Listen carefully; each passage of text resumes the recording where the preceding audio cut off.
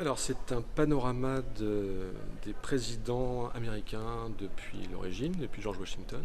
Un panorama, on va dire, exhaustif parce qu'ils sont tous présents. À la fois les grands présidents comme Lincoln, Kennedy, Obama, Trump, enfin les plus connus, et les plus petits, les méconnus, notamment ceux du 19e siècle qu'on connaît peu. Et moi ça m'intéressait de parler de ceux-là aussi, parce que pendant leur mandat il s'est passé plein de choses, des guerres, l'évolution de l'esclavage, le statut de la femme, tout ça. C'est une forme de bande dessinée parce qu'il y a des dessins, des bulles et qu'on raconte une histoire globale. Euh, et puis c'est un livre d'histoire, oui, parce que je raconte à la fois la grande histoire, l'épopée, la politique et donc des États-Unis depuis l'origine, et aussi des petites anecdotes qui vont avec. La petite et la grande histoire, c'est toujours ce qui m'a intéressé en fait. Quelles sont les choses les plus inattendues que vous ayez découvertes?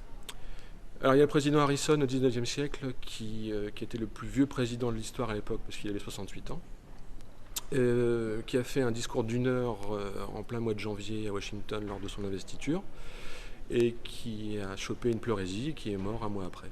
Donc ça c'est une histoire. Et donc qui a été remplacé par son vice-président Tyler pour la première fois de l'histoire en fait. Un vice-président prenait la place du président à la mort de celui-ci. Là, on est en pleine période électorale aux États-Unis. Est-ce que d'abord, à quel point est-ce que ça a été compliqué pour vous de faire le chapitre sur Trump? Et aussi, comment est-ce que vous vivez cette élection américaine?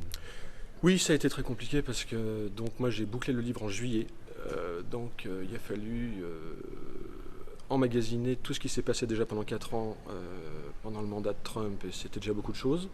Essayer de synthétiser ça en 4 pages, et puis d'essayer de finir, de conclure sans que ce soit dépassé à la sortie du livre. Donc ça va, je l'ai relu, apparemment c'est bon, j'ai pas dit de bêtises.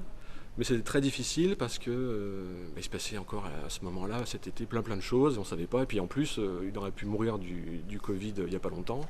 Donc ça aurait fait une fin alternative justement à mon livre, qui n'était pas prévu. Et l'élection, c'est le chaos total, donc c'est difficile de dire. Là, on est à 3 semaines des élections américaines. Je sais pas, Biden est en tête pour l'instant, mais l'écart se resserre. Trump semble en pleine forme, il fait plein de meetings. Je ne sais pas, personne ne peut savoir ce qui va se passer.